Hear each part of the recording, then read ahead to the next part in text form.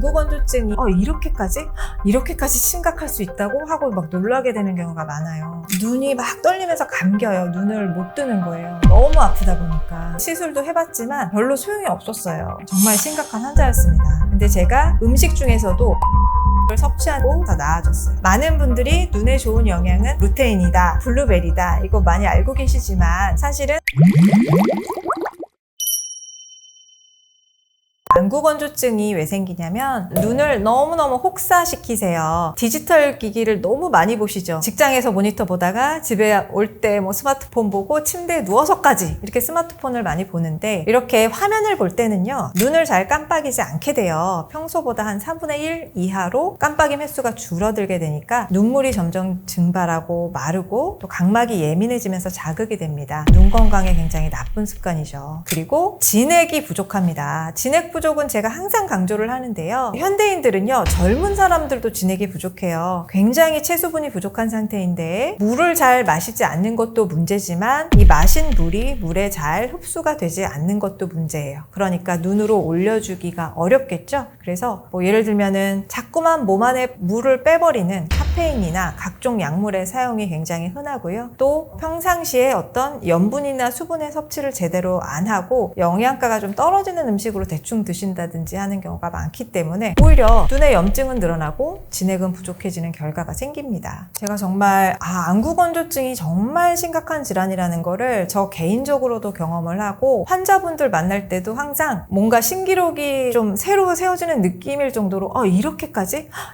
심각할 수 있다고 하고 막 놀라게 되는 경우가 많아요. 눈이 막 떨리면서 감겨요. 눈을 못 뜨는 거예요. 너무 아프다 보니까. 렌즈는 당연히 못 끼고요. 치료가 안 돼서 대학병원 안과까지 가게 됐어요. 시술도 해봤지만 별로 소용이 없었어요. 눈만 아픈 게 아니라 굉장히 졸립잖아요. 그러니까 눈이 피곤해지니까 졸음을 이길 수가 없으니까 커피를 마셔서 또 눈이 건조해지고, 이게 악순환이었습니다. 나중에는 눈 안에 마취제를 넣어야 생활이 가능했는데 이게 하루에 5방울 이상인가 넣으면 실명 위험이 커진다고 하더라고요. 그래서 정말 필요할 때만 살짝 넣어가면서 생활했을 정도로 정말 심각한 환자였습니다. 근데 제가 음식 중에서도 밀가루하고 매운 음식을 끊고 나서 나아졌어요. 그래서 제가 환자분들 볼 때도 음식 조심을 굉장히 하시라고 하는데, 우리 눈의 염증을 만드는 음식이 안구건조증을 정말 악화시킬 수 있으니까 음식에도 주의가 필요해요. 가장 대표적으로는 좀 근육량이 적고 좀 체중이 적게 나가고 항상 스트레스가 많아서 신경을 쓰면서도 진액을 계속 소모하시는 분들에게 안구건조증이 잘 생깁니다.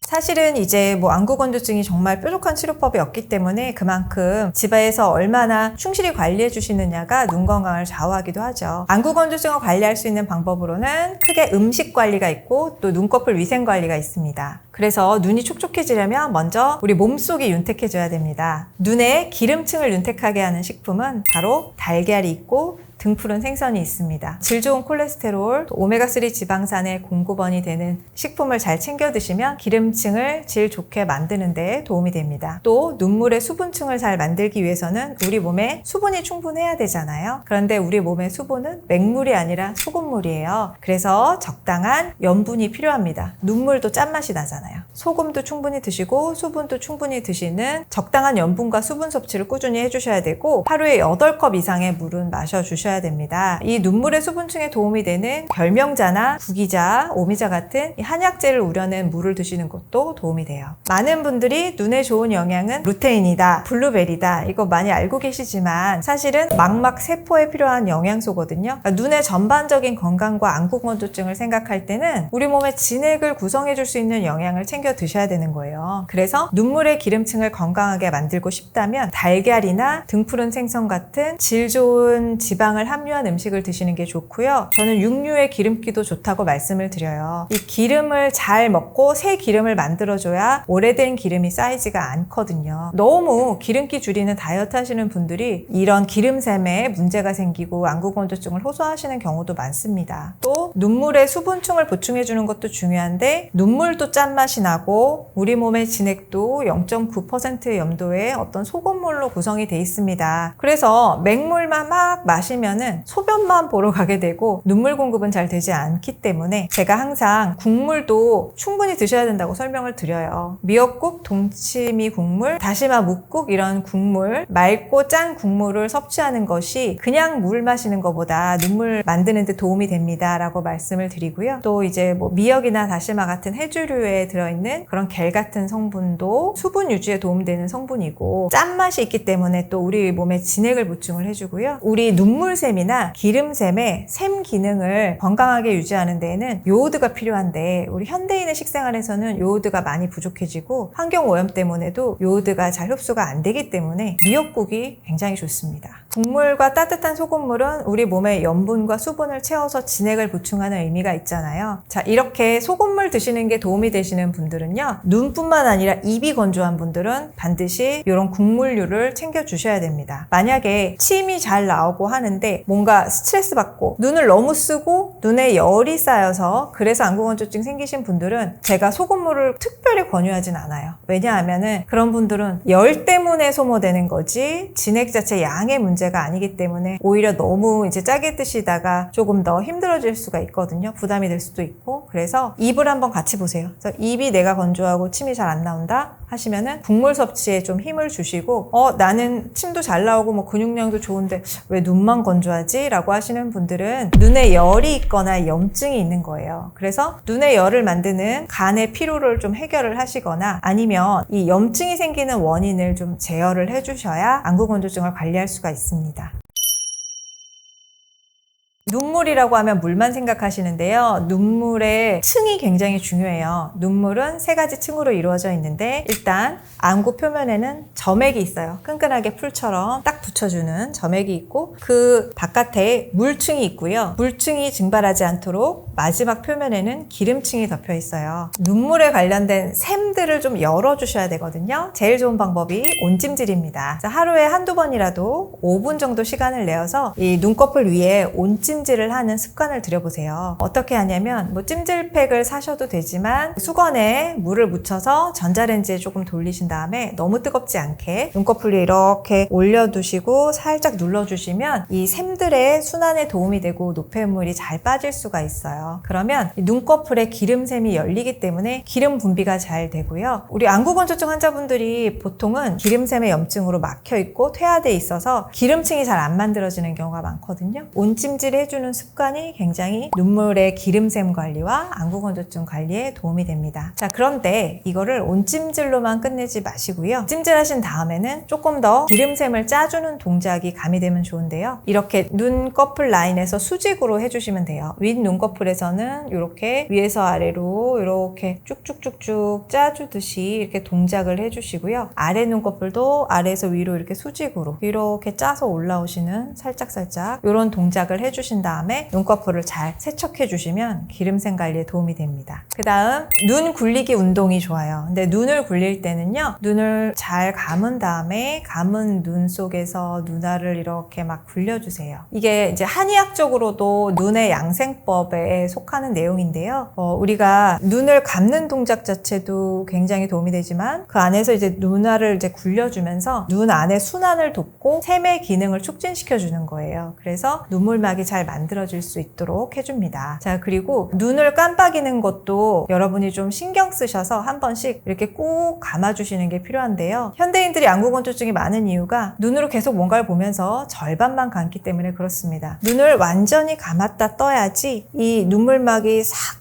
완전하게 덮일 수가 있는데 그걸 안 하고 그냥 뜨다 말다 하시면은 다 증발이 되고 각막이 예민해지거든요. 한 번씩 이렇게 떴다가 또 끝까지 감아주는 것을 한 1분에 두세 번 정도라도 좀 챙겨가지고 해주시면 좋습니다. 조격하기입니다. 발을 덮게 하면 눈의 열이 발로 내려가요. 네, 한의학적으로 눈은 간과 연결돼 있어요. 그런데 간경락이 발바닥에 연결이 돼 있어요. 발목 쪽으로 올라오거든요. 조격을 하실 때 발목이 푹 잠기도록 따뜻한 물에 발을 담궈주시고 발을 따뜻하게 해주시면 어떤 효과가 있냐면 두한조결이라는 상태가 될 수 있어요. 두한조결은 머리는 시원하고 발은 따뜻하다는 뜻인데요. 안구건조증이 있는 분들은 이게 반대로 역전이 돼 있는 된 거죠. 발은 차갑고 머리는 뜨거운 상태가 된 거예요. 그래서 눈에 열이 쌓이고 아픈 겁니다. 때문에 물리적으로라도 발을 덮게 해주신다면 발 쪽에 혈관이 열리겠죠. 그래서 이렇게 두한조결 상태가 되어서 저절로 맑은 진액이 눈으로 공급되고 눈과 머리는 시원한 상태가 되는 거예요. 그래서 조격을 하는 습관도 참 좋습니다. 운동하기. 안구건조증 환자분들이 다 하나같이 하시는 말씀은 운동을 하니까 좋아지더라고요. 이런 말씀 많이 하세요. 특히 어떤 운동이 도움이 되냐면 목하고 어깨를 좀 많이 써주는 운동이 도움이 돼요. 농구도 좋고 배드민턴이나 이런 운동도 좋습니다. 멀리 보면서 뭔가 시선도 이동을 하고 목과 어깨를 많이 이제 움직여주다 보니까 목으로 가는 머리와 눈으로 가는 혈관들이 풀리는 거죠.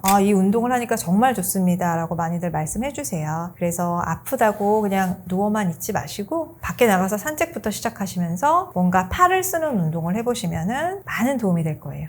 이 눈꺼풀에 보면은요, 여러분 이 속눈썹 안쪽에 이 점막 라인 있잖아요. 거기에 하얀색 땡땡땡땡땡땡 그런 동그라미 점들이 보일 거예요. 그게 바로 기름샘이고요. 그 동그라미가 잘 보이시는 분들은 기름샘이 좀 막히신 거거든요. 안구건조증이 있는 분들이 다 눈꺼풀에 있는 기름샘에 문제가 있습니다. 이 기름샘이 좀 막히고 염증 생기고 퇴화되면서 기름층이 안 만들어지니까 눈물막의 구성에 문제가 생기는 거예요. 그래서 집에서 이 기름샘 관리 해주시면 참 좋아요. 특히 다래끼가 잘 생기는 분들은 기름샘 청소를 더 열심히 해주셔야 됩니다. 씻어주기 전에 먼저 온찜질을 합니다. 5분 정도를 따뜻한 온찜질로 눈꺼풀 위에 핫팩을 대주시든지 따뜻한 물수건을 대주셔서 기름샘을 먼저 녹여주세요. 만약에 내가 이거 핫팩할 시간도 없다 하시면 샤워하실 때 좀 더운 물이 나오는 온수로 충분히 적셔주셔도 돼요. 다음으로는 짜주기가 필요한데요. 손가락 끝에 부드러운 부분으로 이 눈꺼풀을 조금 짜주는 거예요. 그런데 기름샘이 나 있는 방향에 수직으로 하셔야 되겠죠? 이렇게 윗눈꺼풀을 하는 경우에는 좀 한쪽 손으로 눈썹을 좀 이렇게 들어 올린 다음에 여기를 이렇게 위에서 아래로 수직으로 쭉쭉쭉쭉 이렇게 눈썹 쪽으로 내려가면서 꼬집꼬집 하면서 짜주시는 건데 너무 괴롭힐 필요는 없고 살살 이렇게 짜주시면 돼요. 자, 그 다음에 아래 눈꺼풀도 해주셔야 되잖아요. 아래도 마찬가지로 살짝 이렇게 당기셔가지고 이렇게 위를 본 다음에 여기에서 아래에서 위로 눈꺼풀로 가까이 이렇게 짜주시면 돼요. 짜서 올라가겠죠? 자, 그렇게 되면은 기름샘에 기름이 더 잘 나와 있는 상태가 될 거예요. 마지막으로는 기름 닦아주기. 기름이 잘 나왔으니까 닦아줘야 되는데 기름은 비누가 있어야 잘 녹고 차가운 물에 녹지 않고 좀 더운 물에 녹겠죠? 눈을 자극하지 않는 세안제라든지 애기들 샴푸 그것도 좋고 약국에서 파는 세정제도 좋아요. 거품을 내셔서 면봉에 묻히거나 아니면 깨끗한 손으로 이렇게 속눈썹 라인을 앞에서 뒤로 이렇게 문질러 가면서 기름을 잘 닦아내 주시면 됩니다. 눈 감고 굴리기 동작 많이 해주세요. 자, 우리가 제대로 깜빡이지 않아서 눈물에 문제가 생기잖아요. 1시간에 한 10번 정도는 꼭 감으세요. 평소처럼 대충 감지 말고 끝까지 꼭 감고 좀 있다가 다시 떠주고 끝까지 꼭 감고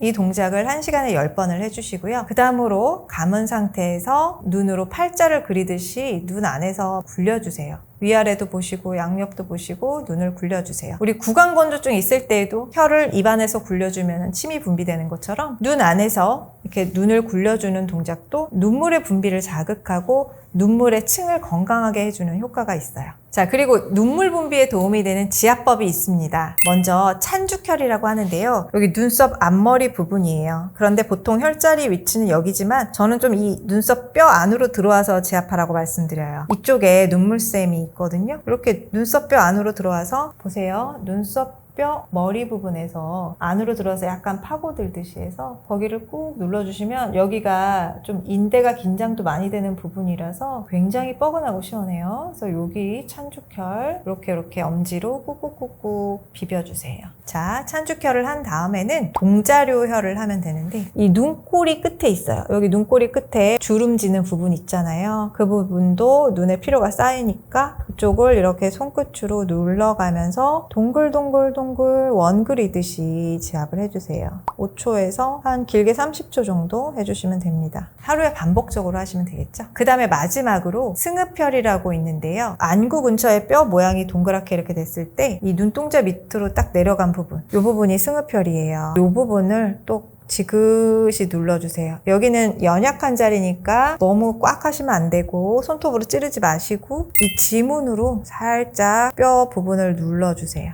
자, 이렇게 해주시면 눈물 배출도 원활하게 되면서 눈물의 순환에 도움이 됩니다. 눈은 전신 건강의 창입니다. 안구건조증이 있다는 것은 몸 전체의 진액이 메말랐다는 거고요. 또 간의 피로가 심하게 쌓여 있다는 뜻이에요. 그래서 안구건조증이 있으시다면 잠깐 휴식을 취하시면서 내 몸의 진액을 회복하고 간 건강을 회복하는 노력을 해주시면 좋겠습니다.